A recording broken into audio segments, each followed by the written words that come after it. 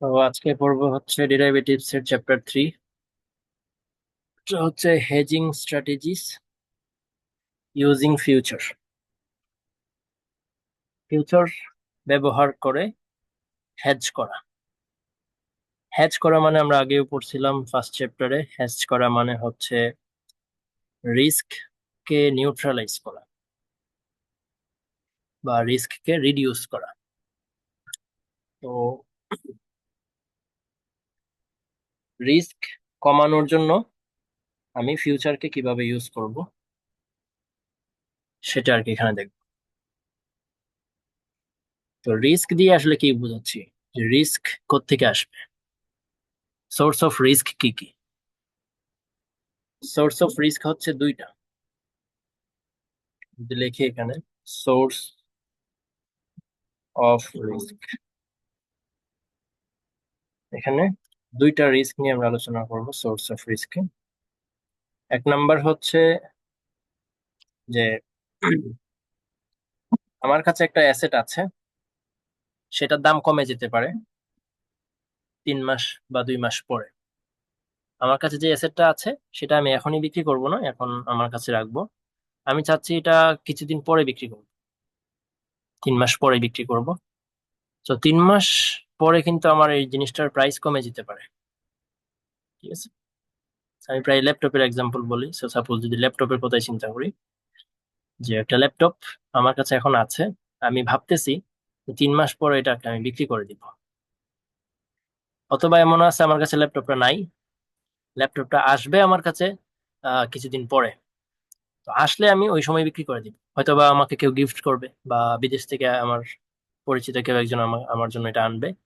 আমি কি করব, এটা আনার পরে হয়তোবা এটা আমার দরকার নাই, ওইটা আমি বিক্রি করে দিব। তার মানে কি, আমার কাছে একটা অ্যাসেট আছে, ওইটা আমি বিক্রি করতে চাই কিছুদিন পরে, অবশ্যই কিছুদিন পরে। আজকে বিক্রি করতে বা আজকে বিক্রি করতে চাইলে কোনো রিস্ক নেই। ঠিক আছে, অবশ্যই কিছুদিন পরে বিক্রি করতে চাই, সেক্ষেত্রে আমার তো দামটা কমে যেতে পারে, এটা একটা রিস্ক। তাহলে প্রথম রিস্কটা কি হইতে পারে, যে I am holding an asset and এটার প্রাইস কমে যেতে পারে। So its price might reduce বা মাইট ফল। এই হচ্ছে একটা রিস্ক। ঠিক আছে, 2 নম্বর রিস্ক হচ্ছে যে আমার একটা অ্যাসেট কিনতে হবে। আমার একটা অ্যাসেট 2 মাস পরে বা 3 মাস পরে, এগেইন 2 মাস পরে বা 3 মাস পরে, একটা নির্দিষ্ট টাইম পরে, পরের কথা আমরা চিন্তা করতেছি। কিছুদিন পরে আমার একটা অ্যাসেট কিনতে হবে। ঠিক আছে, তো যেহেতু আমার অ্যাসেটটা কিনতে হবে, তো এই 2 মাসে কিন্তু প্রাইস বেড়ে যেতে পারে। প্রাইস বাড়লে কিন্তু আমার জন্য এটা লস হবে। সাপোজ এখন গোল্ডের দাম হচ্ছে 1 লাখ, মনে হয় 80,000 খুব সম্ভব। 1 বছর পরে আমার গোল্ড কিনতে হবে। তো গোল্ডের দাম কিন্তু আমি ভাবতেছি ওই সময় হয়তো বা 2 লাখ ছাড়াই যাবে। তো এটা কিন্তু আমার জন্য একটা লস হয়ে যাবে। আমি কিছুদিন আগে ভাবতেছিলাম যে আমার তো আসলে কিছুদিন পরে গোল্ড লাগবে। তো যদি আসলে আমাদের দেশে ফিউচার কন্ট্রাক্ট থাকতো, সেক্ষেত্রে হয়তো বা আমি এখনের প্রাইসে একটা কন্ট্রাক্ট করে রাখতে পারতাম, ফিউচার একটা কন্ট্রাক্ট করে রাখতে পারতাম। কিন্তু আনফরচুনেটলি আমাদের দেশে নাই। তো সেকেন্ড রিস্কটা হচ্ছে এটাই, যে I have to buy an asset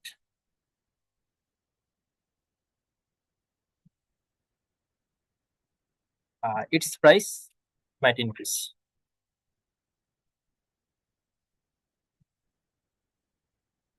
আমি একটু আসতেই যাচ্ছি, কারণ এই চ্যাপ্টারটা একটু কঠিন লাগতে পারে বা একটু ঝামেলাপূর্ণ মনে হইতে পারে। এই জন্য আমি একটু ধীরে সুস্থে যাচ্ছি। জাস্ট আমার সাথে সাথে থাকলে হোপিং যে পুরা চ্যাপ্টারের যত ম্যাথ আছে একদম ক্লিয়ার হয়ে যাবে। এবং আহ, এরপরে আমার বইটা আমি যেটা এখানে দাগায় রাখছি, এই দাগানো লাইনগুলো জাস্ট পড়লেই হবে। পুরা ডিটেলস কোনো কিছুই পড়তে হবে না। জাস্ট আমার লেকচারটা শুনে এরপর দাগানো লাইনগুলো একবার দেখলে ভালো, না দেখলেও আশা করি সমস্যা হবে না। ম্যাথগুলা একদম ক্লিয়ার হয়ে যাবে ইনশাল্লাহ। তো এই হচ্ছে আমাদের দুইটা রিস্ক, যে আমি একটা অ্যাসেট হোল্ড করতেছি, এটার প্রাইস কমে যেতে পারে, আর একটা অ্যাসেট আমাকে কিনতে হবে, সেটার প্রাইস বেড়ে যেতে পারে। এই হচ্ছে দুইটা রিস্ক। তো এই রিস্কটাকে আমরা এখন হ্যাজ করব।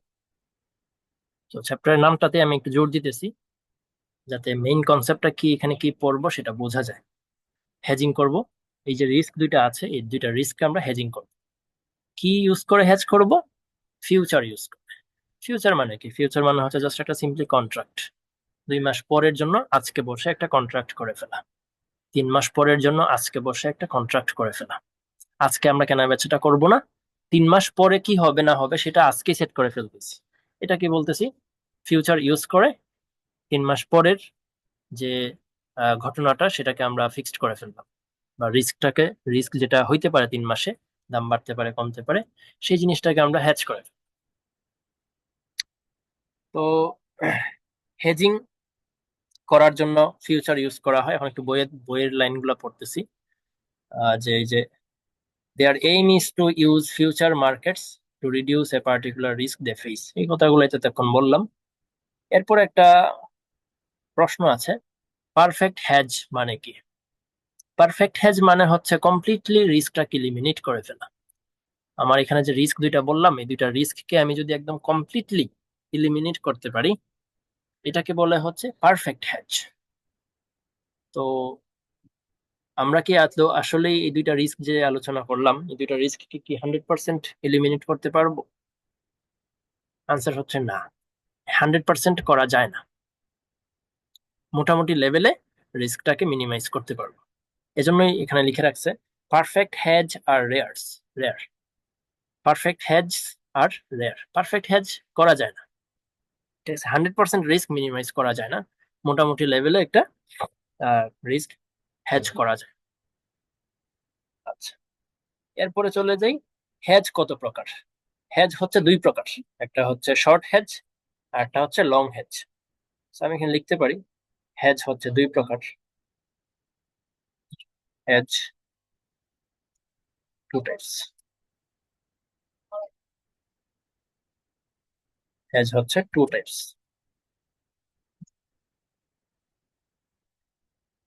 এক নাম্বার হচ্ছে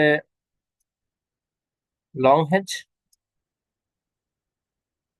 আচ্ছা, লং হেজ পরে লিখি, আমি শর্ট হেজটা লিখি। Short hedge. 2 নাম্বার হচ্ছে long hedge.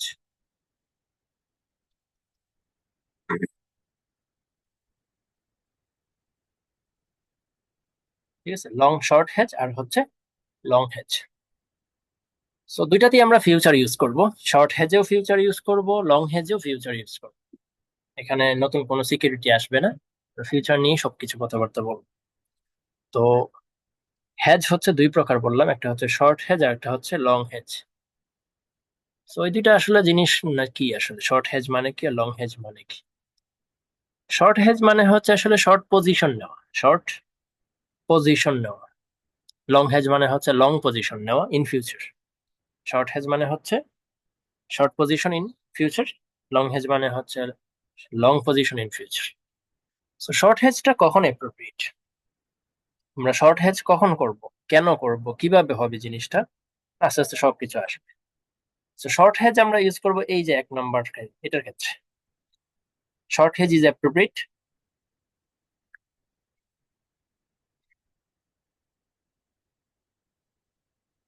Short hedge is appropriate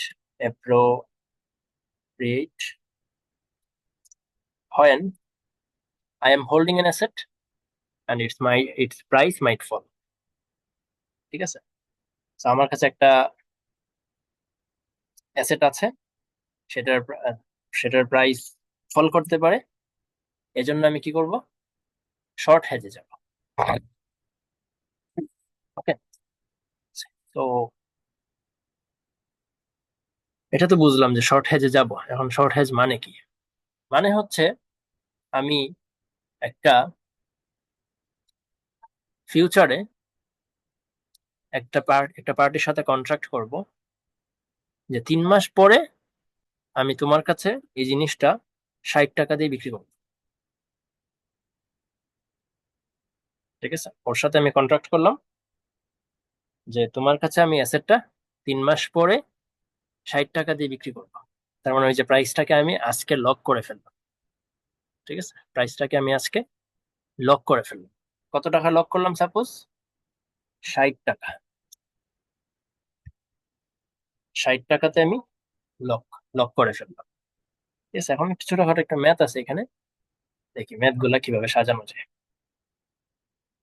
তো সাপোজ আমার কাছে একটা অ্যাসেট আছে, আমি ল্যাপটপই বলি, ল্যাপটপ।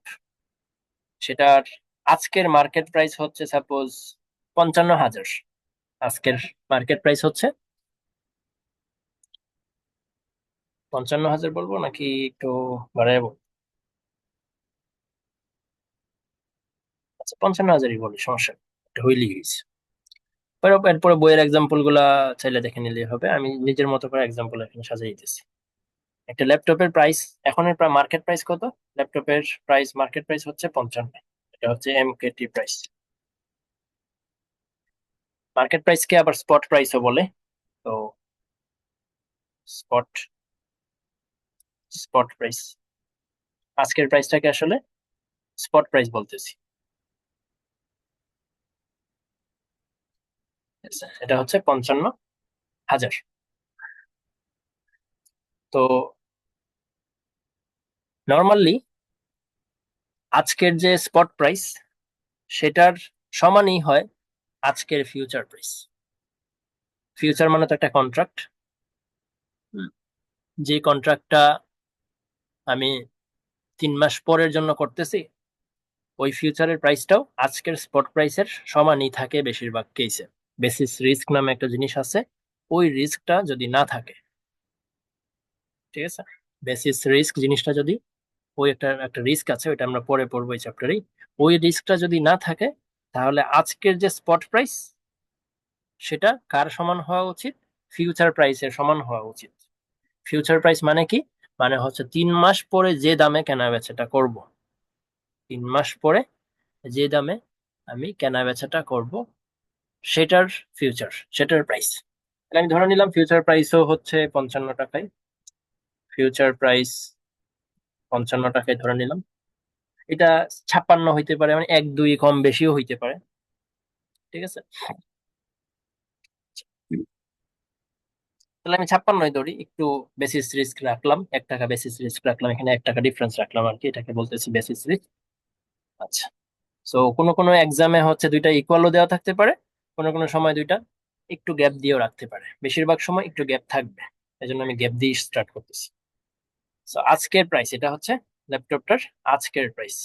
এগুলো আমি যদি ডেট দেই, এখানে আমি ধরে নিলাম আজকে, আমি এই জিনিসটা, ভিডিওটা বানাইতেছি মে মে মাসের শুরুতে, মের 5 তারিখ, আমি মে ধরে নিলাম, এটা মে 1 ধরে নিলাম সাপোজ।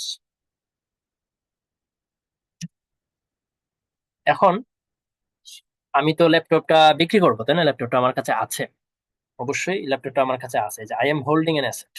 এই অ্যাসেটটা কিন্তু আমি হোল্ড করতেছি, এটা মাথায় রাখতে হবে।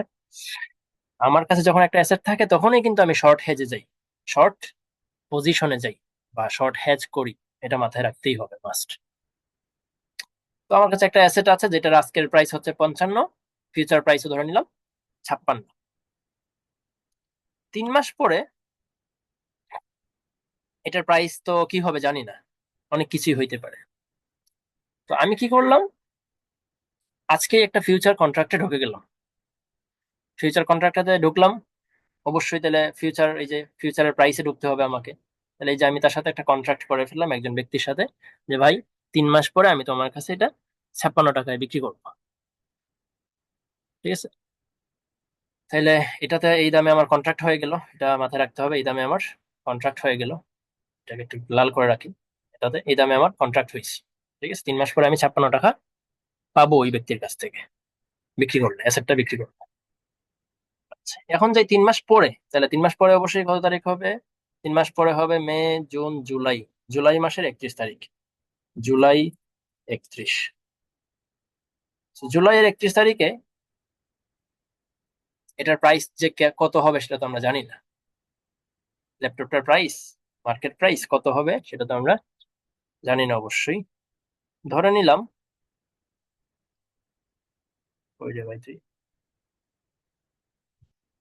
হ্যাঁ, জুলাই 31 তারিখে আমরা ধরে নিলাম এটার মার্কেট প্রাইস বা স্পট প্রাইস হয়ে গেল, স্পট প্রাইস হয়ে গেল জিনিসটার দাম সাপোজ কমে গেল, সাপোজ ধরলাম 50 টাকা হয়ে গেল। ঠিক আছে, 50 টাকা হয়ে গেল। তাহলে স্পট প্রাইস যদি 50 টাকা হয়, ওই জুলাই 31 তারিখের ফিউচার ফিউচার কন্ট্রাক্ট যেগুলো হবে জুলাই মাসের 31 তারিখে, ওই ওই সময় তো অনেকগুলা কন্ট্রাক্ট হবে মার্কেটে। ঠিক আছে, ওই সময়ের ফিউচার প্রাইস কত? ওই সময়ের ফিউচার প্রাইস অবশ্যই স্পট প্রাইসের সমান হবে। এই স্পট প্রাইসের সমানই হওয়া উচিত, কাছাকাছি হওয়া উচিত। ঠিক আছে, তো স্পট প্রাইস যেহেতু 50, ফিউচার প্রাইস আমি ধরে নিলাম 50ই হইলো। ওকে, বা একটু কম বেশিও হইতে পারে, 1-2 টাকা কম বেশিও হইতে পারে। তো এখানে 51 দিলে দেওয়া যায়, অথবা 50-ই রাখা যায়, ইচ্ছা। দিলাম 51। তো এখন কি আমার লাভ লস কি হয়েছে? আমি যে ফিউচারে কন্ট্রাক্টে ঢুকছিলাম, 56 টাকা যে আমি কন্ট্রাক্টে ঢুকছিলাম, এর ফলে কি আমি আমার যে প্রাইস সেটাকে কি লক করতে পারছি কি, আমার রিস্কটাকে আমি হ্যাজ করতে পারছি কি? কাহিনী কিন্তু শেষ, এতটুকুই কাহিনী। মানে আর এখন খালি আমরা লাভ লসটা হিসাব করব, যে আমি আমার রিস্কটাকে হ্যাজ করতে পারছি কি। তো এখানে আমার অ্যাকশন কি ছিল? অ্যাকশন ছিল জাস্ট এই যে 56 টাকা একটা কন্ট্রাক্টে ঢুকছিলাম মে মাসের 1 তারিখে, আর কিচ্ছু করি নাই আমি। মে মাসের 1 তারিখে আমি একটা ফিউচার কন্ট্রাক্ট করছিলাম একজন ব্যক্তির সাথে, যে ভাই আমি তোমার কাছে 56 টাকায় জিনিসটা বিক্রি করবো, এতটুকু। এখন তাইলে আমি লাভ লস হিসাব করি। প্রথম জায়গাটাতে আমার কি লস হয়েছে না লাভ হয়েছে? এই জায়গাটাতে স্পট প্রাইস 55 থেকে আমার স্পট প্রাইস হয়ে গেছে 50। তাহলে আমার ল্যাপটপের দাম ছিল মে মাসের 1 তারিখে 55, দাম এখন হয়ে গেছে 50। তাহলে এখানে আমার লস হয়েছে দেখতেছি, আমার ল্যাপটপের দাম কমে গেছে, অবশ্যই আমার জন্য লস হয়েছে 5 টাকা। 5 টাকা লস হয়েছে।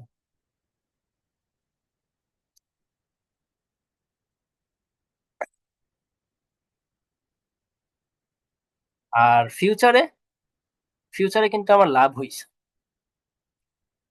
ফিউচারে জিনিস, একটা জিনিসের নর্মালি দাম কমলে আমার লস হয়, যে জিনিসটা আমার কাছে আছে সেই জিনিসটা দাম কমলে আমার লস হয়, কিন্তু ফিউচারে হয় উল্টাটা। ফিউচারে দাম কমলে ফিউচারে হয় হয়ে যায় লাভ, ফিউচারে হয়ে যায় লাভ। এখন ফিউচারে, ফিউচার শর্ট পজিশন, এটা তো শর্ট পজিশন তাই না, শর্ট পজিশনে জিনিসপত্র আমরা দেখতেছি। শর্ট পজিশনে দাম কমলে, ফিউচারের দাম কমলে লাভ হয়। এটা মুখস্থ রাখতে পারলে ভালো, কনসেপ্টটা অবশ্যই আমি বলবো, কিন্তু এটা ছোটস্থ যত দ্রুত করা সম্ভব তত জিনিসগুলা মাথায় ক্যাচাল কম লাগাবে। ফিউচার প্রাইস কমলে লাভ হয় শর্ট পজিশনে। ঠিক আছে, এই জিনিসটা খালি মুখস্থ করতে পারলেই হয়, একটা লাইন মুখস্থ করলে বাকি লাইনগুলো তো অটোমেটিকই মনে থাকে, যে শর্ট পজিশনে দাম, ফিউচারের দাম কমলে লাভ হয়। তাহলে এখানে কত টাকা লাভ হয়েছে? 56 থেকে 51 গেলে 5 টাকা লাভ হয়েছে। ঠিক আছে, 5 টাকা লাভ হইলো, এখানে 5 টাকা কিন্তু লস হয়েছে। তাহলে লাভে লসে কাটাকাটি না? তার মানে কি, আমি আমার রিস্ক কিন্তু 100% মিনিমাইজ করতে পারছি। তো এখানে আসলে এক্সাম্পলটাই আমি ওইভাবে সাজাই ফেলছি যে 100% রিস্ক মিনিমাইজ হয়ে গেছে, পারফেক্ট হ্যাজ হয়ে গেছে। বেশিরভাগ সময় পারফেক্ট হ্যাজ হয় না, কারণ এখানে আমি 55-র জায়গায় 56 লিখছি, 50-এর জায়গায় 51 লিখছি, এখানে এক এক ডিফারেন্স রাখছি, তো যার কারণে এটা পারফেক্ট হ্যাজ হয়ে গেছে। কিন্তু এমন হইতেই পারতো যেটা 50 এটা 52, তখন কিন্তু আবার পারফেক্ট হ্যাজ হইতো না, একটু কম বেশি থাকতো। যাই হোক, আমরা ধরে নিলাম পারফেক্ট হ্যাজই হচ্ছে এখানে। তাহলে আমার লাভও নাই, লসও নাই। ঠিক আছে, তো আমি আমার কিন্তু প্রাইসটাকে লক করতে পারছি। আচ্ছা, এখন কত টাকা পাইলাম আমি তাইলে? জুলাই মাসের 31 তারিখে তো আমি এসে আমার একটা অ্যাকশন নিতে হবে, সেটা হচ্ছে আমি আমার ল্যাপটপটা বিক্রি করে দিই। বিক্রি করলে আমি কত টাকা পাবো? তো ওইটা আমি লিখি। মেইন জিনিস হচ্ছে ওইটা, যে আমি কত টাকা রিসিভ করতেছি। হুম, কত টাকায় আমি, আমার তো উদ্দেশ্য ছিল যে মে মাসের 1 তারিখে আমার উদ্দেশ্য ছিল যে আমি যাতে একটা নির্দিষ্ট প্রাইস যাতে পাওয়া যায়, জুলাই মাসের 31 তারিখে আমার প্রাইসটা যাতে কমে না যায়। তো আমি জুলাই মাসের 31 তারিখ যখন আসলো, তখন আমি কত টাকা পাচ্ছি আসলে। জুলাই মাসের 31 তারিখে আসার সময়, আসার পরে, জুলাই মাসের 31 তারিখে আসার পরে আমি যেটা করব, আমার ল্যাপটপটা আমি 50 টাকায় বিক্রি করে দিব স্পটে। স্পটে মানে আমার আশেপাশের যে দোকান আছে বা আশেপাশে যে মার্কেট আছে, আমি মেবি ওই যে মাল্টিপ্লান আছে, মাল্টিপ্লান গিয়ে আমি আমার জিনিসটা, ল্যাপটপটা বিক্রি করে দিই। যার সাথে কন্ট্রাক্ট করছিলাম তার কাছে বিক্রি করা দরকার নাই। সে হয়তো বা ইন্ডিয়াতে বসবাস করে, ওর কাছে আমি ল্যাপটপ পাঠাবো? পাঠাইলে তো আমার অনেক অনেক টাকা ডেলিভারি খরচ হবে না? আমি ওর কাছে পাঠাবো না। ওর কাছে পাঠাইলে কিন্তু ডেলিভারি চার্জ আছে। তো জিনিসগুলো এরকমই হয় আসলে। যারা কন্ট্রাক্ট করে ওরা নিজেরা ডেলিভারি করে না, একজন আরেকজনকে ডেলিভারি দেয় না। ওরা ওইটিতে পজিশনটাকে ক্লোজ করে ফেলে। এটাকে বলা হয় পজিশন ক্লোজ করা। পজিশনটাকে জাস্ট ওরা ক্লোজ করে ফেলে। আসতেছি পজিশন ক্লোজ করাতে পরে আগে আসি যে আমি আমার ল্যাপটপটা বিক্রি করব কার কাছে? আমি কি ওই যার সাথে কন্ট্রাক্ট করছিলাম তার কাছে বিক্রি করব, নাকি স্পটে বিক্রি করব? আনসার হচ্ছে স্পটে বিক্রি করে দিব। কারণ এত দূরে তো ডেলিভারি দেওয়ার কোনো মানে হয় না। তাহলে স্পটে যদি আমি বিক্রি করি তাহলে আমি রিসিভ করব কত? Receive from selling asset in spot. স্পটে অবশ্যই বিক্রি করব, তাহলে পাবো আমি 50 টাকা প্লাস। 50 টাকা পাইলাম। আর ওই যে এখানে আমার লাভ হয়ে গেছে না, ফিউচারে, ফিউচারের দাম কমলে কি হয়? লাভ হয় বলছে। শর্ট পজিশনে ফিউচারের দাম কমলে লাভ হয়। তাহলে এখানে আমার কত টাকা লাভ হয়েছে? এই গ্যাপটা 5 টাকা লাভ হয়েছে। এই 5 টাকা আমাকে ওই ব্যক্তিটা দিয়ে দিবে যার সাথে আমি কন্ট্রাক্ট করছিলাম। সে আমাকে 5 টাকা দিয়ে দিবে। এটাকে বলে পজিশন ক্লোজ করা। ফিউচারে থেকে লাভ বা লসটাকে ক্যালকুলেশন করে যার লাভ হয় সে টাকাটা পেয়ে যায়, যার লস হয় সে টাকাটা পেমেন্ট করে দেয়। তো যেহেতু আমার ফিউচারে আমার লাভ হয়েছে, সে আমাকে 5 টাকা দিয়ে দিবে। সে ডেলিভারি নিবে না, আমিও ডেলিভারি তার কাছে দিব না। আমি তো আমার ল্যাপটপ বিক্রি করে দিলাম মার্কেটে, স্পটে, স্পটে বিক্রি করে দিলাম।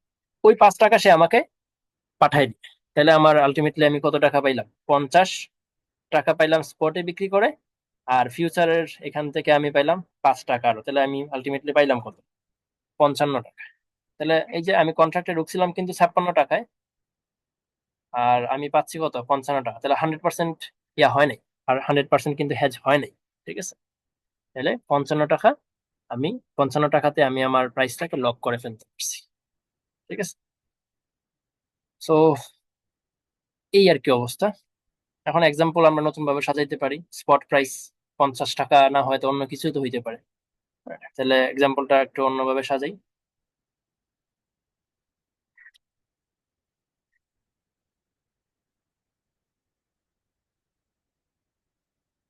মে 1-এ যা আছে মোটামুটি তাই রাখলাম, অথবা আমি নাম্বার এখানে চেঞ্জ করতে পারি চাইলে।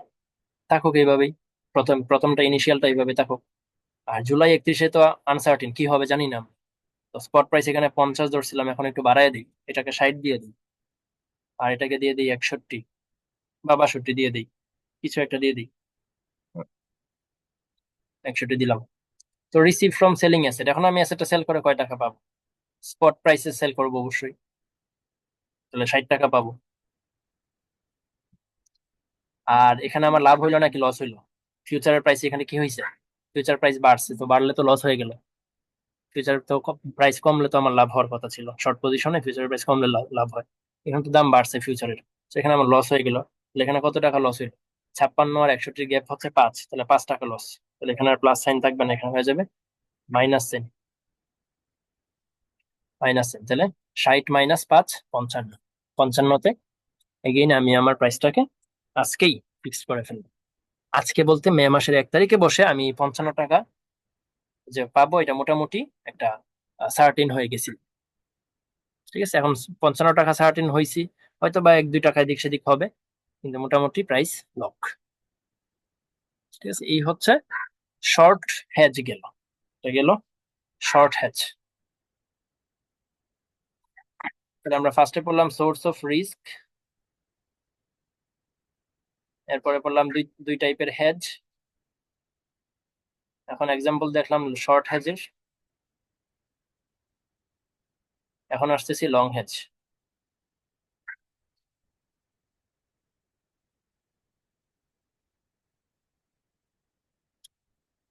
লং হ্যাজ,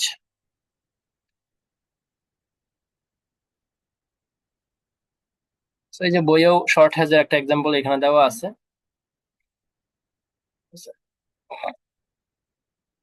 দুইভাবে দেওয়া আছে, আমরা যেরকম দুইটা সিনারিও দেখছি সেম ভাবে দুইটা সিনারিওতে শর্টের এক্সাম্পল দেওয়া আছে। এরপরে যাই তাহলে লং এর এক্সাম্পলে। লং তাহলে কখন অ্যাপ্রোপ্রিয়েট? লং অ্যাপ্রোপ্রিয়েট হচ্ছে যখন আমার কাছে একটা আমি একটা অ্যাসেট, আমার একটা অ্যাসেট কিনতে হবে 3 মাস পরে, আমার একটা অ্যাসেট কিনতে হবে, তাহলে এই লেখাটাকে আমি এখান থেকে কপি করে নিতে পারি। Is appropriate, long hedge is appropriate হয় কখন? যখন I have to buy an asset and its price might increase, এটার প্রাইস বাড়তে পারে। এই হচ্ছে আমার সিনারিওটা। তাহলে আরেকটা কাহিনী এখানে বলি নাই, সেটা হচ্ছে যে ফিউচারের প্রাইস কমলে আমার কেন লাভ হয় শর্ট পজিশনে। এটা তো শর্ট পজিশন, এটার জাস্ট কনসেপ্টটা আমি বলি। সেটা হচ্ছে, আমি তো ফিউচারে কন্ট্রাক্ট করছি যে 56 টাকায় 3 মাস পরে বিক্রি করব। তো 3 মাস পরে 56 টাকায় বিক্রি করার জন্য আমি কি করছি? কন্ট্রাক্ট করছি।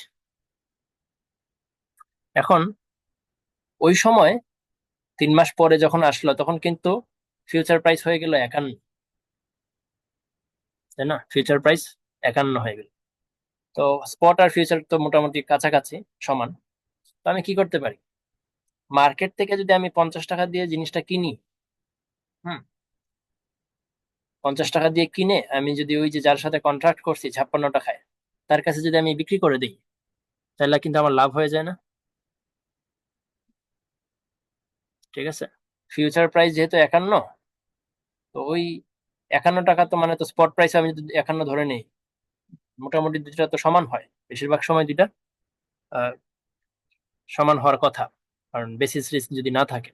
তো ধরে নিলাম দুইটা সমান। তো এখন এখানে আমার লাভ হবে কিনা, যে ফিউচার প্রাইস যেহেতু কমছে, ফিউচার প্রাইস কমা মানে তো স্পট প্রাইসও কম, দুইটা তো কাছাকাছি থাকে।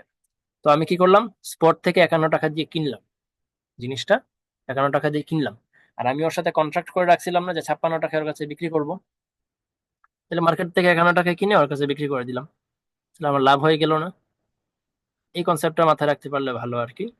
আর আরো একটু কমপ্লেক্স একটা আছে, কনসেপ্ট আছে, ওইটা রাশিক স্যার ওইভাবে ক্লাসে বলে নাই। স্যার এটা দিয়ে মোটামুটি বলছে, এটা দিয়ে বুঝলেই এনাফ। তাহলে ফিউচারের প্রাইস কমলে আমার এখানে কি হচ্ছে? লাভ হচ্ছে। তো এই আর কি, ফিউচারের প্রাইস তাহলে বাড়লে কি হবে? লস হয়ে যাবে। ঠান্ডা মাথায় একটু মুখস্থ করে ফেললে ভালো। এই আর কি। আরো একটা মানে ইয়ে আছে, লজিক আছে এটা মনে রাখার, সেটা হচ্ছে যে প্রাইস, আমার কাছে তো একটা অ্যাসেট আছে, তাই না? এটার প্রাইস কমলে তো আমার জন্য লস না? প্রাইস কমলে আমার জন্য লস।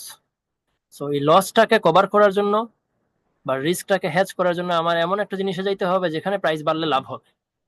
তাহলে প্রাইস কমলে এখানে কি হচ্ছে? লস হচ্ছে। তাহলে এখানে অবশ্যই প্রাইস কমলে কি হবে? লাভ হইতে হবে, নাহলে তো আমার রিস্কটা হ্যাজ হবে না। তো এটা এইভাবে মনে রাখা যায় যে প্রাইস যেহেতু এখানে কমতেছে, এখানে আমার লস হচ্ছে, তার মানে উল্টা দিকে আমার অবশ্যই লাভ হবে। উল্টা দিকে অবশ্যই আমার লাভ হবে, একদিকে লস হলে আর একদিকে লাভ হবেই। সেম ভাবে এখানে কি হচ্ছে? এই যে 55 থেকে 60, এখানে কিন্তু আমার লাভ হইতেছে, প্রাইস বাড়ছে। তার মানে এখানে কি হবে? এটা আমরা কোনো কনসেপ্ট না বুঝেও কিন্তু বলে ফেলতে পারি যে এখানে অবশ্যই আমার কি হবে? লস হবে, কারণ লাভ লসে কাটাকাটি যাবে। এভাবে আর কি। আচ্ছা, এখন এই পুরো জিনিসটাকে কপি করলাম, এখানে পেস্ট করলাম।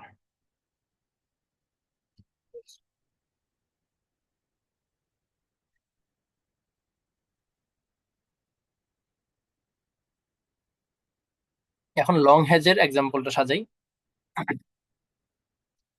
লং হেজে যেটা হইতেছে, আমার তো একটা অ্যাসেট কিনতে হবে, তাই না? কিছুদিন পরে, 3 মাস পরে আমার একটা অ্যাসেট কিনতে হবে।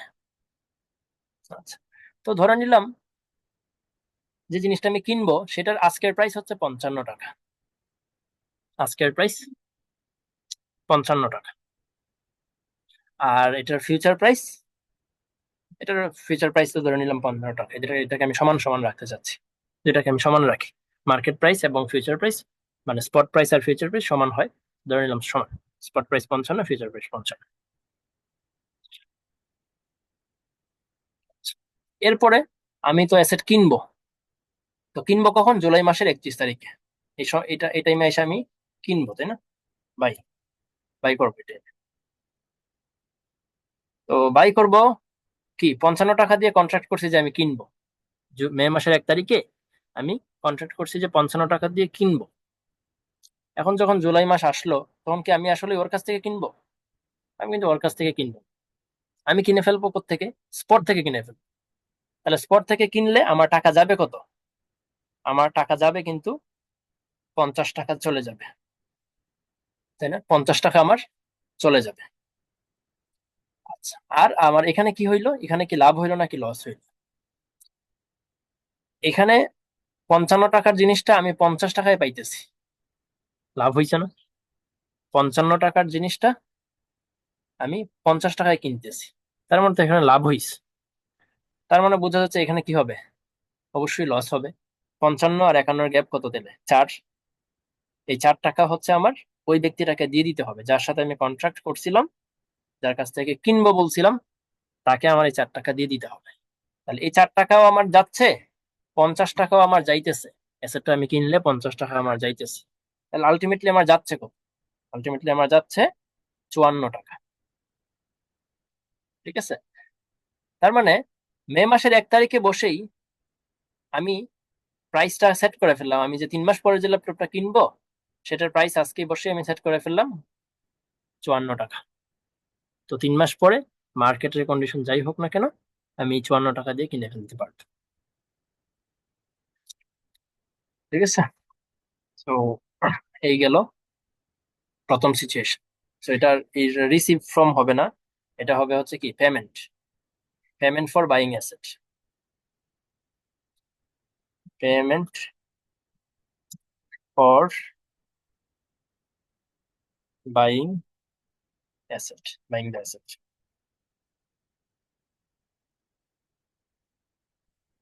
স্পট আর রাখলাম না, স্পট গুলো রাখা দরকার নেই, কারণ এটা তো আমার আলটিমেটলি স্পট থেকে না, টোটাল টোটাল রিসিভ, তাই না? সো স্পট গুলো আমি ডিলিট করে দিই। Receive from selling asset, sell করলাম 50 টাকা, 50 টাকায়, আর 5 টাকা হচ্ছে আমার ওইখান থেকে প্রফিট। তো সেম ভাবে এখানে আমার 50 টাকা পেমেন্ট, আমি এটা রেগুলার মাইনাস দিলাম না, 50 টাকা পেমেন্ট যাচ্ছে, এই 4 টাকাও যাচ্ছে। তো 54 টাকা হচ্ছে আমার পেমেন্ট। মাইনাস সাইন না দিলেই ভালো, পজিটিভ সাইন দিয়ে বোঝাচ্ছে যে এটা আমার পেমেন্ট। তো এখানে তো আমি লিখে নিয়েছি পেমেন্ট। তো পেমেন্ট আমার 50 টাকা পেমেন্ট, আবার 4 টাকাও পেমেন্ট, তাহলে আমার 54 টাকা আলটিমেটলি যাচ্ছে। আচ্ছা, তো সেকেন্ড সিচুয়েশনে যাই। তাহলে এখানে কি হচ্ছে, 55 টাকার জিনিসটা 50 টাকায় চলে আসতেছে, কিন্তু আমার আলটিমেটলি 55 টাকায় যাচ্ছে, কারণ আমি তো চাইতেছিলাম আমি এরকম একটা ফিক্সড করতে, তাই না? এই যে আজকের মে মাসের 1 তারিখে যে 55 টাকা, আমি চাইতেছিলাম এই প্রাইসেই বা এটার কাছাকাছি প্রাইসে আমি হ্যাচ করে ফেলবো। 54 টাকায় আমি হ্যাচ করে ফেলছি। এখন এখানে দেখি সেকেন্ড সিচুয়েশনে, যেখানে আজকের মার্কেট প্রাইস 55, ফিউচার প্রাইসও 55, স্পট প্রাইস হয়ে গেল 60 টাকা, তো ফিউচার প্রাইসও হবে কত? 60 টাকা। আচ্ছা, এখানে আমি স্পট প্রাইস 50 আর এখানে ফিউচার প্রাইস এখনো রাখছিলাম, সেটাকে 50 বানায় দিই, দুটা ইকুয়াল রাখি। তাহলে ইকুয়াল রাখলে এখানে আমার 5 টাকা যাবে, তাহলে আমার 55 টাকা আলটিমেটলি পেমেন্ট। এই যে বেসিস রিস্ক যদি আমি হিসাবে না আনি, তাহলে আমি যে প্রাইসে কন্ট্রাক্ট করছিলাম ঠিক ওই প্রাইসটাই কিন্তু আমার যাচ্ছে। ঠিক আছে, এটা একটু খেয়াল করলে ভালো হয়। আমি যে প্রাইসে কন্ট্রাক্ট করছিলাম এক্স্যাক্টলি ওই প্রাইসটাই কিন্তু আমার পেমেন্ট করতে হচ্ছে। মার্কেটের প্রাইস কি হচ্ছে সেটা কিন্তু ডাজন্ট ম্যাটার। ঠিক আছে, মার্কেটের প্রাইস কমে গেছে কিন্তু আমার 55 টাকাই যাবে। সেম ভাবে এখানে আমরা দেখি কি অবস্থা। এখানে মার্কেট প্রাইস 55 টাকা ছিল, ফিউচার প্রাইসও 55 ছিল, স্পট প্রাইস হয়ে গেছে এখন 60 টাকা। আমার তো অ্যাসেটটা কিনতে হবে, আমি তো লং পজিশনে আছি, আমার অ্যাসেটটা কি করতে হবে? কিনতে হবে। তো আমি কি কি করবো? ওই ব্যক্তির কাছ থেকে কিনবো যার সাথে আমি ফিউচার কন্ট্রাক্ট করছিলাম, লং লং পজিশনে ফিউচার কন্ট্রাক্টে গেছিলাম, তার কাছ থেকে মেবি কিনবো না। আমি আমি আমার যে আশেপাশে যে দোকান আছে আমি সেই দোকান থেকে কিনে ফেলি। তাহলে আমি আশেপাশের দোকান থেকে যদি কিনি, সেক্ষেত্রে আমার 60 টাকা পেমেন্ট যাবে, 60 টাকা পেমেন্ট যাবে। এখানে কি হইলো, এখানে কি লাভ হবে নাকি লস হবে? তাহলে আবার দেখতে হবে আমাদের এই সিচুয়েশনে কি লাভ হয়েছে নাকি লস হয়েছে।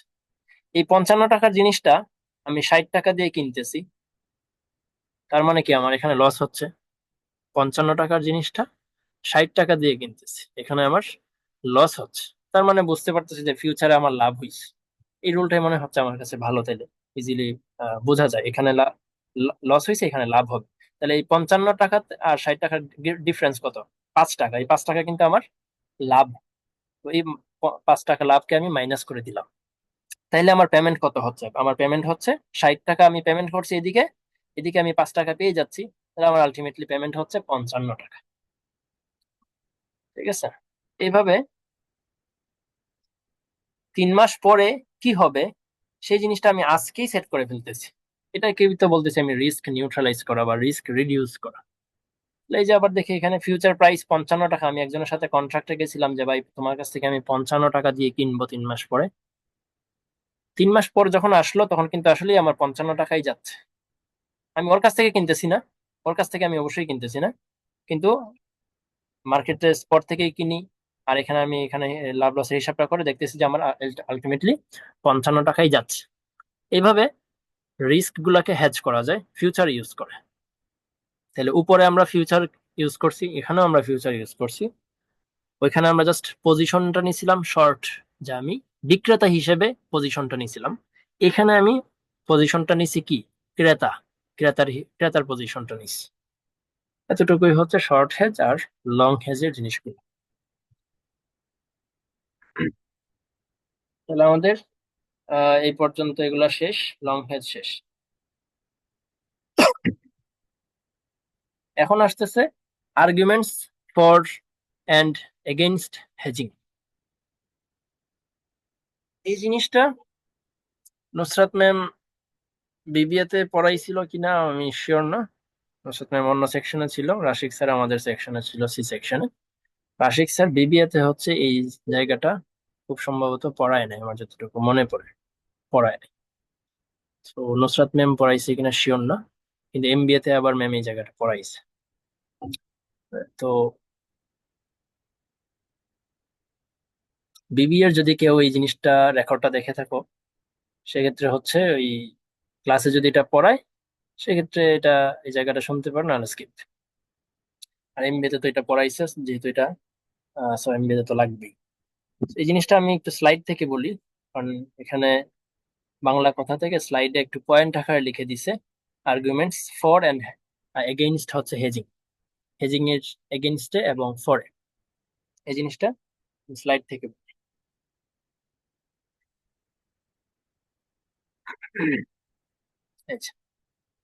Arguments in favour of hedging. Hedging করাটা কি ভালো নাকি খারাপ, বা হেজিং করা উচিত নাকি উচিত না, এটার আর্গুমেন্টস ফরেও আছে এবং এগেইনস্টেও আছে। ফরে জাস্ট একটা কথাই বলা হয়েছে যে companies should focus on the main business, companies should focus on the main business. এটা দিয়ে কি বোঝায়? জাস্ট এই এতটুকু বললেই হবে, বাকিটা মনে হয় না আমার দরকার আছে। এক্সপ্লেন করলে বুঝতে পারবো এই যে এটা কেন আসলে বলতেছি company should focus on the main business. এখন এই যে রিস্ক গুলা, একটু আগে যে আমরা রিস্ক গুলা যেগুলা ডিসকাস করলাম, এই রিস্ক গুলা যদি নিয়ে যদি আমার ডিল করতে হয়, হ্যাঁ, এই রিস্ক গুলাকে নিয়ে যদি আমার নাড়াচাড়া করতে হয়, আমার কাজকর্ম ওইদিকেই, আমার ওইদিকেই মনোযোগ দিতে হয়, তাহলে কিন্তু আমার মেইন বিজনেসে হ্যাম্পার হবে। মেইন বিজনেসে কিন্তু আমি ফোকাস করতে পারবো। তো হেজিং এর ফেভারে যে আর্গুমেন্টটা, সেখানে বলা হচ্ছে যে বিজনেসম্যানদের কি করা উচিত, হেজ করা উচিত। কারণ কি, হেজ করলে ওই জিনিসটাতে কিন্তু ওই রিস্কটা ক্লোজ হয়ে গেল, ওইদিকে আর কোনো রিস্ক থাকলো না। তার মানে এখন কি করতে পারবে বিজনেসম্যানরা, সে তার মেইন যে বিজনেস সেখানে সে ফোকাস করতে পারবে। তো রিস্ককে নিউট্রালাইজ করে ফেললে বা রিস্ককে রিডিউস করে ফেললে ওই জায়গাটা নিয়ে তার আর মাথা ব্যথা থাকলো না, এখন সে মেইন বিজনেসে ফোকাস করতে পারবে। এজন্য বলা হচ্ছে যে হেজিং করাটা উচিত। তো এটা গেল ফেভারে। 2 নম্বর, মানে sorry, 2 নম্বর বলতেছি, এগেইনস্টে। এগেইনস্টে কি আছে? এগেইনস্টে অনেকগুলো পয়েন্ট বলা হয়েছে, এখানে 3টা পয়েন্ট বলছে যে হেজিং করা উচিত না। কারণ 1 নাম্বার কারণ হচ্ছে হেজিং করা উচিত না, কারণ হচ্ছে শেয়ার হোল্ডাররা নিজেরাই নিজেদেরকে কি করতে পারে, হ্যাজ করতে পারে। এটা কোম্পানির মানে একটা কোম্পানির হেজিং স্ট্র্যাটেজি নেওয়া দরকার নেই। শেয়ার হোল্ডার নিজেই কি করতে পারে, সে নিজেকে ডাইভার্সিফাই করে সে নিজেকে হচ্ছে রিস্ক মুক্ত করে ফেলতে পারে। শেয়ার হোল্ডার একটা কোম্পানিতে ইনভেস্ট না করে অনেকগুলো কোম্পানিতে ইনভেস্ট করবে। তো শেয়ার হোল্ডার কি করতেছে, সে নিজেকেই আর রিস্ক মুক্ত করে ফেলতে পারতেছে ডাইভার্সিফিকেশনের মাধ্যমে। সো কোম্পানির আসলে এখানে হেজিং স্ট্র্যাটেজি নেওয়ার দরকার নেই। এটা হচ্ছে এগেইনস্ট একটা লজিক। 2 নাম্বার লজিক হচ্ছে it may increase risk to hedge when competitors do not. একটা ইন্ডাস্ট্রিতে যদি দেখা যায় আমার আশেপাশের যে কম্পিটিটর যারা আছে তারা হেজ করতেছে না, আমারও হেজ করা উচিত না। ঠিক আছে, ইন্ডাস্ট্রি প্র্যাকটিস যদি বলে যে না হেজ করা উচিত না, মানে কেউ যদি হেজ না করে, আমার শুধু শুধু হেজ করার কোনো মানে নাই। ঠিক আছে, এটা হচ্ছে সেকেন্ড আর্গুমেন্ট যে ইন্ডাস্ট্রির দিকে তাকাইতে হবে। ইন্ডাস্ট্রিতে কি অন্যরা কি হেজ করে নাকি করে না? যদি অন্যরা হেজ না করে সেক্ষেত্রে আমারও করা উচিত না। এটা হচ্ছে এগেইনস্টার একটা কথা। 3 নাম্বার হচ্ছে explaining a situation where there is a loss on the hedge and gain on the underlying can be difficult. বলতেছে যে যখন হেজ করলে লস হয় তখন তো আসলে হেজ করা উচিত না। এবং গেইন করাটা যখন ডিফিকাল্ট, গেইন করা যখন যায় না। হ্যাঁ, তো বলতেছে যে explaining a situation where there is a loss on the hedge, যখন হেজ থেকে লস হয় তখন আসলে আমার হেজে আমরা কেন যাব? হ্যাজ করলে মাঝে মধ্যে লসও হয়ে যেতে পারে, কোনো কোনো সিচুয়েশনে হ্যাজ করলেও লস হইতে পারে। সো ওই সিচুয়েশন গুলোতে আমার কি করা উচিত না, হ্যাজ করাটা উচিত না। এই হচ্ছে আর্গুমেন্টস এগেইনস্ট হেজিং। এতটুকু যদি শেষ হয় তখন চলে যাই হচ্ছে আবার দেখি পরের টপিকটা আছে। তাহলে এই যে আমরা এটা পড়লাম, শেয়ার হোল্ডার্সরা নিজেদেরকে হ্যাজ করে ফেলতে পারে, ডাইভার্সিফাই করে রিস্ক মিনিমাইজ করে ফেলতে পারে। সো কোম্পানির হেজিং স্ট্র্যাটেজি নেওয়া দরকার নেই, এটা পড়লাম। হেজিং এর কম্পিটিটরসরা পড়লাম। আর এক্সপ্লেনিং এন্ড সিচুয়েশন এটা মনে হয় মাঝখানে আছে। এই যে hedging can lead to A oats outcome, এই জায়গাটা, এটা হচ্ছে 3 নাম্বার পয়েন্ট। সো কোনো কোনো সিচুয়েশনে হেজিং হচ্ছে একদম ওটস আউটকাম দিতে পারে। সো ওই সিচুয়েশনে আসলে হেজ করা উচিত। সো এখন আসতেছে বেসিস রিস্ক, যেটা নিয়ে কয়েকবার, এই শব্দটা কয়েকবার আমি আগে উল্লেখ করছি যে বেসিস রিস্ক থাকলে দুইটা জিনিস সেম হয় না, আর বেসিস রিস্ক না থাকলে দুইটা জিনিস সেম হয়। দুইটা জিনিস বলতে কি কি ছিল, স্পট প্রাইস আর হচ্ছে ফিউচার প্রাইস, এই দুইটা জিনিস কিন্তু আমি ইকুয়াল রাখছি, তার মানে এখানে আমি বেসিস রিস্কটাকে রাখি নাই। হ্যাঁ, সেম ভাবে জুলাই মাসের 31 তারিখে যখন গেছি তখনও কিন্তু স্পট প্রাইস 60, ফিউচার প্রাইস 60, তার মানে এখানেও বেসিস রিস্ক নাই। তো বেসিস রিস্ক তাহলে কি, বুঝে ফেলার কথা অলরেডি। এই দুইটা প্রাইসের মধ্যে যদি কোনো গ্যাপ আসে, একই ডেটে কিন্তু মে মাসের 1 তারিখেই কিন্তু এই দুইটা জিনিস, স্পট প্রাইস, ফিউচার প্রাইস, এই দুইটা জিনিস একই দিনে দুইটা জিনিসের মধ্যে যদি কোনো গ্যাপ থাকে সেটাকে বলে বেসিস রিস্ক। ঠিক আছে, সো এই প্রাইস ডিসক্রিপেন্সিটা কেন হইতে পারে, এটার 3টা কারণ আছে। বেসিস রিস্ক হওয়ার 3টা কারণ আছে। 3টা কারণের মধ্যে প্রথমটা হচ্ছে যে আমি যে অ্যাসেটটা হ্যাজ করতেছি, হ্যাঁ, আমার কাছে তো ল্যাপটপ আছে তাই না, আমার কাছে আমার ল্যাপটপের নাম হচ্ছে কি, ডেল মনে হয়। ডেল। সো আমি হচ্ছে ডেল ল্যাপটপটা বিক্রি করব 3 মাস পরে। তো আমার কি করতে হবে, ডেলের জন্যই, ডেলের যে ফিউচার কন্ট্রাক্ট আছে, এই ডেলের ফিউচার কন্ট্রাক্টটা আমাকে এন্ট্রি নিতে হবে। ডেলের যে ফিউচার কন্ট্রাক্ট গুলো অ্যাভেলেবল আছে সেখানে আমার এন্ট্রি নিতে হবে, সেখানে আমার শর্ট পজিশন নিতে হবে, যেহেতু আমি অ্যাসেটটা সেল করবো, আমি বিক্রেতা, বিক্রেতার জন্য তো শর্ট পজিশন অ্যাপ্রোপ্রিয়েট। তো ডেলের কন্ট্রাক্ট আমি মার্কেটে সাপোজ খুঁজে পাইলাম না, ডেলের ফিউচার কন্ট্রাক্ট আমি খুঁজে পাইলাম না, সেক্ষেত্রে আমাকে কি করতে হবে, খুব সম্ভবত আমি এইচপি এর একটা কন্ট্রাক্ট পাইলাম, এইচপির কন্ট্রাক্টে আমি এন্টার করে ফেললাম যে এইচপির কন্ট্রাক্ট দিয়ে আমি আমার ডেলের ল্যাপটপটা বিক্রি করে ফেলবো, এইচপির জন্য কন্ট্রাক্ট করলাম, বিক্রি করব ডেল। এরকম হয়, কাছাকাছি অ্যাসেট ইউজ করা হয় আর কি, ফিউচারের মানে কাছাকাছি অ্যাসেটের জন্য সেম একটা ফিউচার ইউজ করা যায়। তো যখন এরকম এক্স্যাক্টলি আমার ডেল কম্পিউটারের জন্য বা আমার ডেল ল্যাপটপের জন্য যেহেতু ফিউচার কন্ট্রাক্ট নাই, আমি যেহেতু এইচপিটা ইউজ করতেছি, এই কারণে বেসিস রিস্কটা অ্যারাইজ হয়, একটা প্রাইস ডিসক্রিপেন্সি থাকে।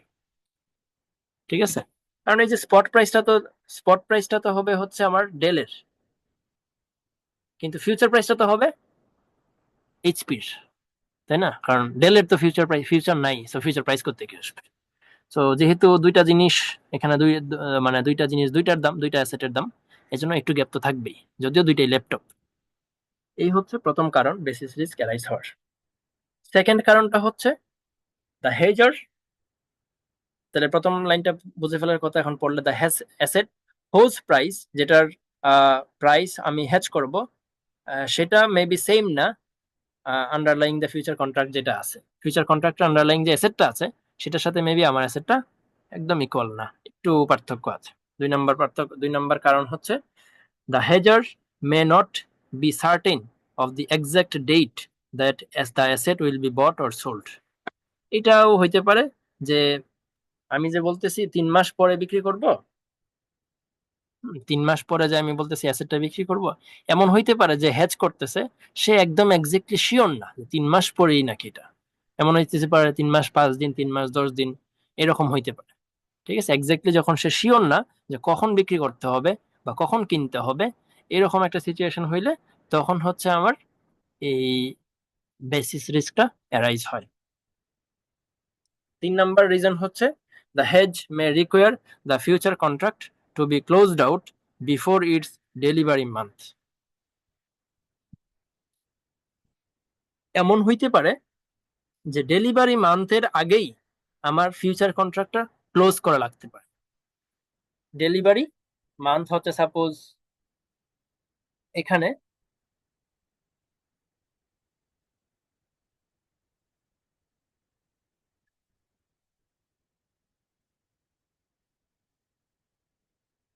ডেলিভারি মান্থ, সাপোজ এটা, যে এটা হচ্ছে জুন, জুন মাসে হচ্ছে আমার ডেলিভারি দেওয়ার কথা, কিন্তু এমন হইতে পারে যে আমার পজিশনটা ক্লোজ আউট করে ফেলতে হবে মেতে, আমার হয়তো বা টাকা পয়সা দরকার, তখন আমি কি করলাম, মেতে পজিশনটা আমি ক্লোজ করে ফেললাম।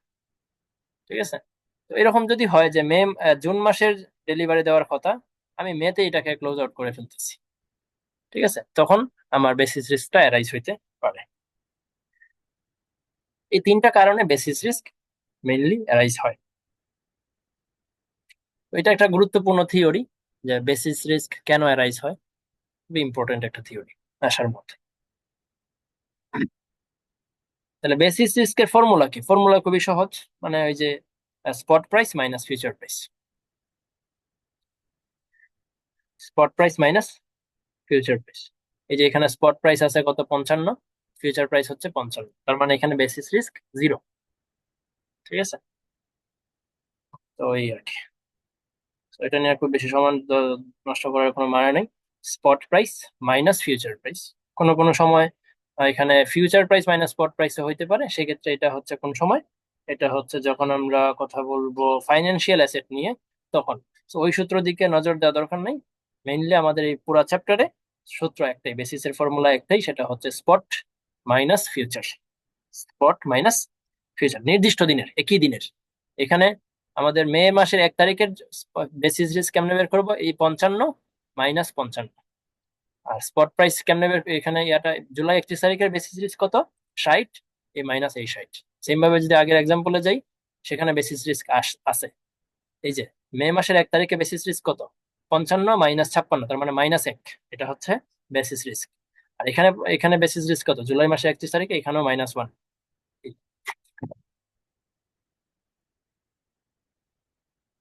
এটাকে গ্রাফ আকারে বোঝা যায়, এই যে গ্রাফ দিয়ে বুঝাইছে স্পট প্রাইস এবং হচ্ছে ফিউচার প্রাইস। সো যত দিন যায়, যত দিন যাইতে থাকে তত স্পট প্রাইস এবং ফিউচার প্রাইসটা কাছাকাছি আসতে থাকে। কোন দিন একদম এক্স্যাক্টলি সেম হয়ে যায়? যে ডেটটা হচ্ছে ডেলিভারি ডেট। হ্যাঁ, ডেলিভারি ডেটে হচ্ছে কি হয়, একদম দুইটা ইকুয়াল হয়ে যায়, বা expiration of the future contract, এই যে এখানে লাইনটা দাগানো আছে, if the asset to be hedged and the asset underlying the future contract are the same, the basis should be zero at the expiration of the future contract. যে দিনে এই কন্ট্রাক্টটা expired হয়ে যাবে, একটা কন্ট্রাক্ট তো আর সারা জীবনের জন্য করা হয় না, একটা কন্ট্রাক্ট মেবি 3 মাস পরের জন্য করা হয়েছে বা 4 মাস পরের জন্য করা হয়েছে। তো যে ডেটে এই কন্ট্রাক্টটা এক্সপায়ার হবে, ওই ডেটে স্পট প্রাইস এবং ফিউচার প্রাইস ইকুয়াল হবে, একদম ইকুয়াল। তো এর আগে স্পট প্রাইস এবং ফিউচার প্রাইসের মধ্যে একটা গ্যাপ থাকে, ওই গ্যাপটা কি বলা হয়? Basis risk. তাহলে এখানে গ্যাপ মোটামুটি ভালো একটা বেসিস রিস্ক আছে।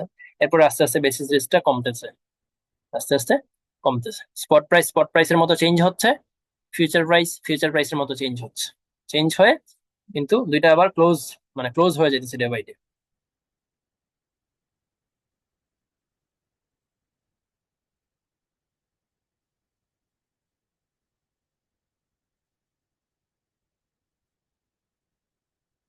তো যেহেতু এখানে দেখতেছি গ্রাফটার মধ্যে যে স্পট প্রাইস এবং future price day by day কমে আসতেছে, এটাকে বলা হয় উইকেনিং দ্য বেসিস।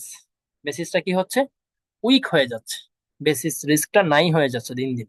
তার মানে এখানে দেখতেছি যে ডে বাই ডে কি হচ্ছে, ওই বেসিস রিস্কটা উইক হয়ে যাচ্ছে। আর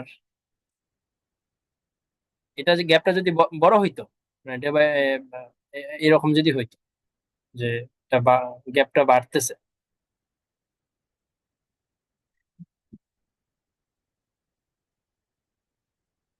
এরকম যদি হয় যে নিচের দিকে যদি যায়, সেক্ষেত্রে এই অংশটাতে কি হইলো, এখানে স্ট্রেংথ হয়ে গেল, বেসিসটা স্ট্রেংথেনিং হইলো। এরপরে হয়তো বা আবার আস্তে আস্তে কাছাকাছি চলে আসবে, এই দুইটা আবার একত্র হয়ে যাবে।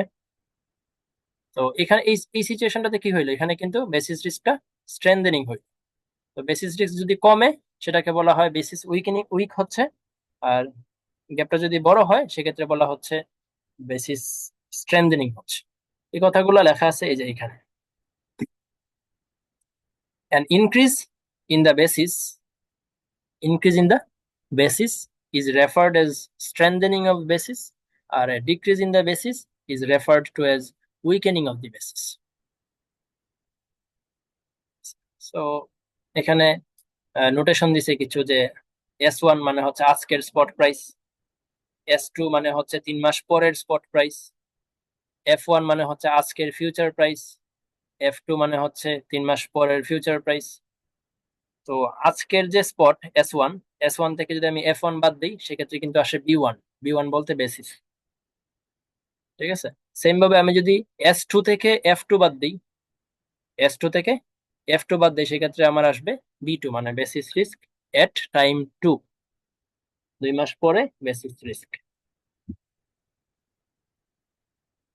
সো এখানে ছোট ছোট এক্সাম্পল দেওয়া আছে,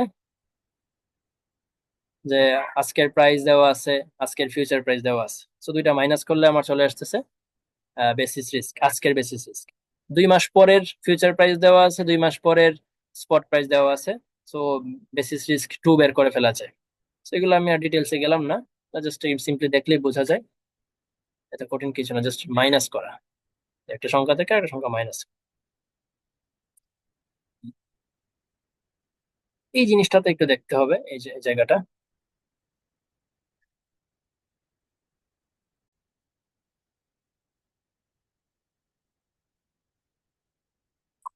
এখন বেসিস থাকলে সেক্ষেত্রে আমরা আমাদের যে ওই যে বের করছিলাম না, রিসিভড ফ্রম সেলিং অ্যাসেট, ওইটা যেভাবে বের করছি তো করছি, সেটা অন্যভাবে বের করতে পারি।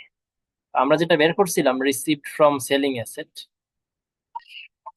সেটা কিভাবে বের করছিলাম আসলে, সেটা যদি একটু ফর্মুলা দিয়ে লিখি। এটা হচ্ছে, আচ্ছা এটাকে আমি কপি করে নিচে নিয়ে যাই, যে বেসিসের আলোচনা এটার মধ্যে না ঢুকাই। এটা ছিল শর্ট হ্যাজের, শর্ট হ্যাজ। সো এটা হচ্ছে বেসিসের আলোচনা।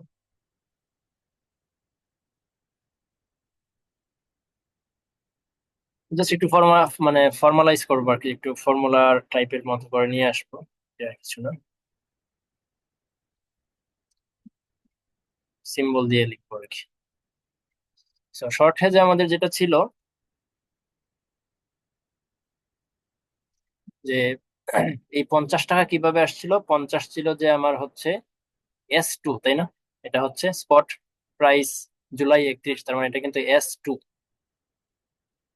এটাকে আমরা যদি সিম্বল দিয়ে লিখতে চাই সেটা কি লিখবো? S2, কারণ এটা হচ্ছে স্পট প্রাইস কোন সময়, পরবর্তী সময়ের, সেকেন্ড পিরিয়ডের। তো এটা হচ্ছে S2, আর এটা কিন্তু আমার S1। এটা হচ্ছে S1। সেম ভাবে এটার নাম কি, ফিউচার প্রাইস যেটা মে মাসে, সেটার নাম হচ্ছে F1। এবং এটার নাম কি, এটার নাম হচ্ছে F2। এই তো, এগুলো হচ্ছে আমার নোটেশন গুলো। হুম। তো এই দুইটার মধ্যে যে গ্যাপ 55, 55 এবং 56, এই দুটার মধ্যে গ্যাপ, গ্যাপ কত? গ্যাপ হচ্ছে -1, তাই না? -1। এটার নাম কি? এটার নাম হচ্ছে বেসিস রিস্ক 1, B1। হ্যাঁ, এটার নাম হচ্ছে বেসিস রিস্ক এট টাইম পিরিয়ড 1। সেম ভাবে এখানে এটার গ্যাপ কত? এটার গ্যাপও কিন্তু -1। তো এটার নাম কি হবে?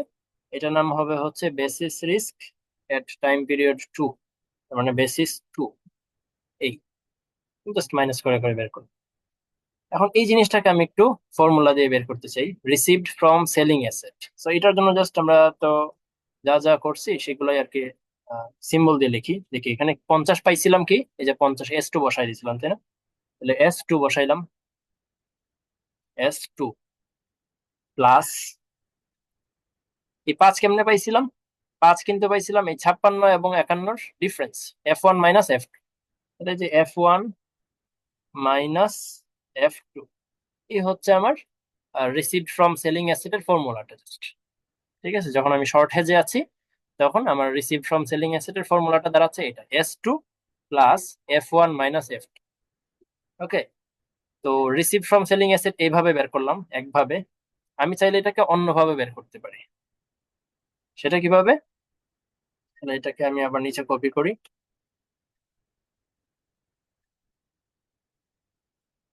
এই 50 প্লাস 55 ডিলিট করে দিই, আমরা আবার 55 এনে দেখাই যে কিভাবে এটা আসে। আচ্ছা, এখানে থাকুক।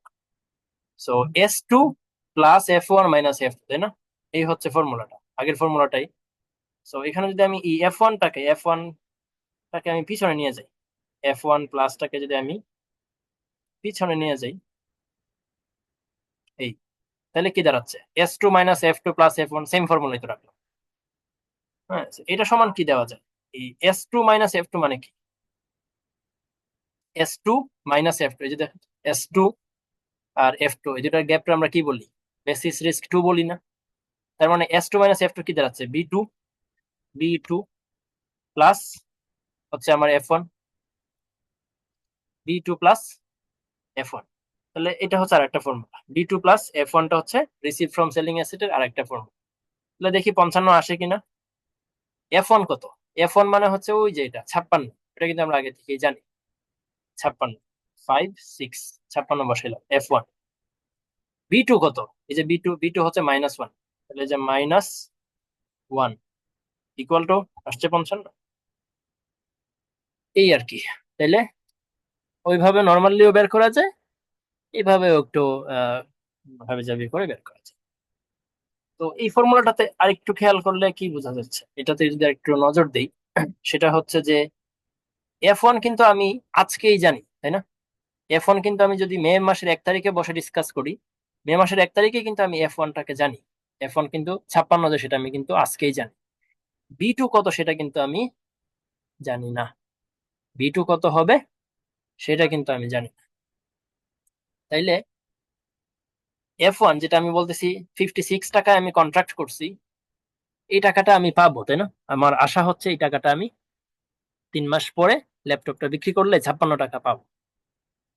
কিন্তু ওই যে বেসিস যদি থাকে B2টা কত হবে সেটা কিন্তু আমি জানি না।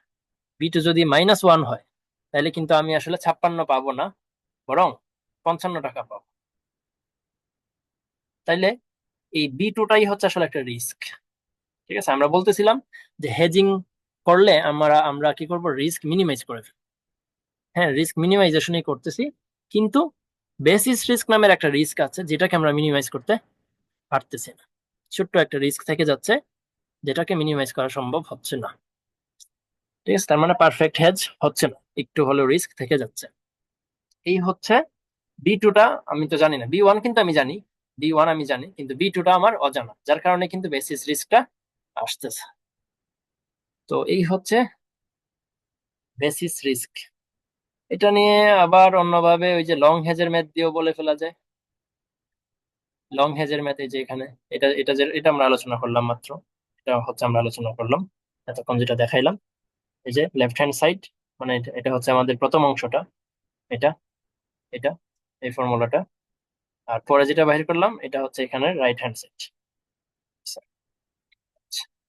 এই যে বি টুটাকে বলা হয় নো বেসিস রিস্ক। এই বি টুটা তো আসলে জানি না, বি টু কত হবে সেটা কিন্তু আমাদের অজানা, এটাই আসলে বেসিস রিস্ক। তো এখন যদি আমরা ওই যে বাইং সিচুয়েশনটা দেখি, সেখানে আমরা বেসিস রিস্ক নিয়ে করতে পারি, পেমেন্ট বের করছিলাম না? তো ওই পেমেন্ট গুলাকে আমরা অন্যভাবে বলতে পারি। যেমন এখানে পেমেন্ট কত ছিল, পেমেন্টের ইয়াগুলাকে নেই, কপি পেস্ট করে নিই যেগুলা জিনিসগুলা।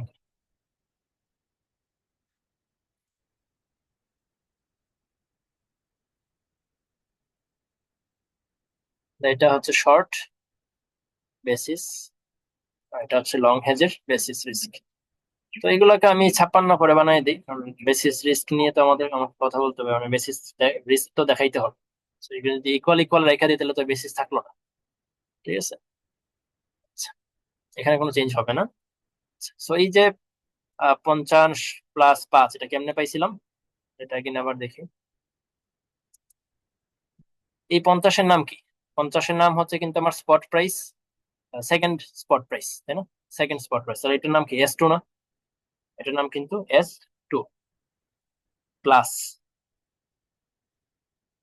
এই 5 কেমনে পাইছিলাম, এই দুইটার গ্যাপ, তাহলে F1 - F2, F1 - F2,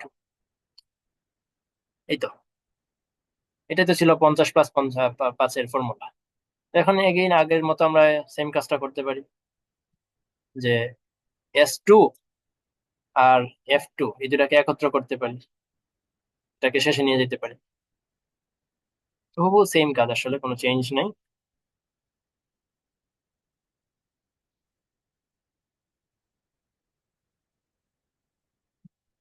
এই হচ্ছে S2 - F2, so S2 - F2 মানে কত, B2 প্লাস F1,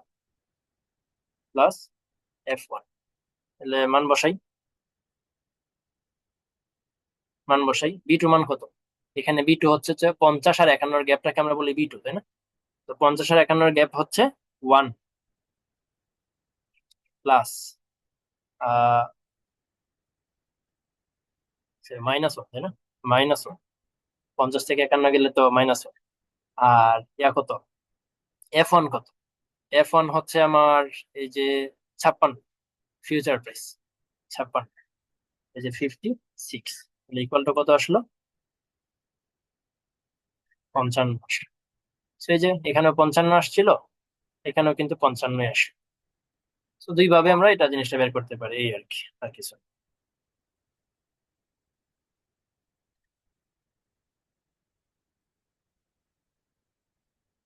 তো হয়ে গেল বেসিস। তো এখানেও আমরা সেম আলোচনায় করতে পারি, যে আমি কন্ট্রাক্ট করছিলাম 56 টাকা দিয়ে কিনবো, তাই না? কন্ট্রাক্ট করছিলাম 56 টাকা দিয়ে কিনবো, কিন্তু আমি কিনতেছি কত টাকা দিয়ে, 55 টাকা দিয়ে, তার মানে আমার একটু লাভ হয়ে যাচ্ছে। তো এটাও কিন্তু রিস্ক। হ্যাঁ, 56 টাকা জিনিসটা আমি 55 টাকা দিয়ে কিনতে পারতেছি, এটাও কিন্তু রিস্ক। তো এটা 55 না হয় 57 হইতে পারতো, 1 টাকা বেশি পেমেন্ট করা লাগতে পারতো, সেক্ষেত্রে কিন্তু ওইটাও রিস্ক। তো এগেইন এখানে B2 আর F1 এর মধ্যে আমরা কোনটা জানি? F1 কিন্তু আমরা আজকেই জানি, এই যে F1 মানে হচ্ছে ফিউচার প্রাইস 1, এটা কিন্তু আমরা আজকেই জানি, কিন্তু B2 কত হবে সেটা তো জানি না, কারণ B2 আসে তো এই দুইটা জিনিস থেকে। এই দুইটা জিনিস কি হবে সেটা তো আমরা জানি না। জুলাই মাসের 31 তারিখে গিয়ে স্পট প্রাইস কত হবে, ফিউচার প্রাইস কত হবে, সেটা তো কেউ জানে না। তো এই দুইটার মধ্যে যে গ্যাপ, ওই গ্যাপটা হচ্ছে আমরা আন্দাজ করতে পারি না। ওই দুটার মধ্যে যদি একটা কোনো একটা গ্যাপ থাকে, সেই জিনিসটাকে আমি কোনোভাবেই মিনিমাইজ করতে পারতেছি না। তো এই বি টুটার কারণেই হচ্ছে আমি আমার 56 টাকা পেমেন্ট করার কথা ছিল, কিন্তু আমি 55 টাকা পেমেন্ট করা লাগতেছে। একদম পারফেক্ট হ্যাজ হচ্ছে না। তো এই হচ্ছে বেসিস রিস্কের যত আলোচনা। বেসিস রিস্ক মোটামুটি একদম শেষ। এখন চয়েস অফ কন্ট্রাক্ট থেকে স্টার্ট হবে। ক্রস হেজিং নামে ছোট্ট একটা জিনিস আছে। আর লাস্টে একটা খুবই ইম্পর্টেন্ট ম্যাথ আছে, যেটা হচ্ছে আমাদের স্টক ইন্ডেক্স নিয়ে। স্টক ইন্ডেক্স নিয়ে ইম্পর্টেন্ট একটা ম্যাথ, এটা এক্সামে অবশ্যই আসার কথা। খুবই ইম্পর্টেন্ট ম্যাথ। এই চ্যাপ্টারের মধ্যে সবচেয়ে ইম্পর্টেন্ট জিনিসই হচ্ছে এই ম্যাথটা। এই জিনিসটাই শুধু বাকি আছে। তো এই লেকচারটা এখানেই স্টপ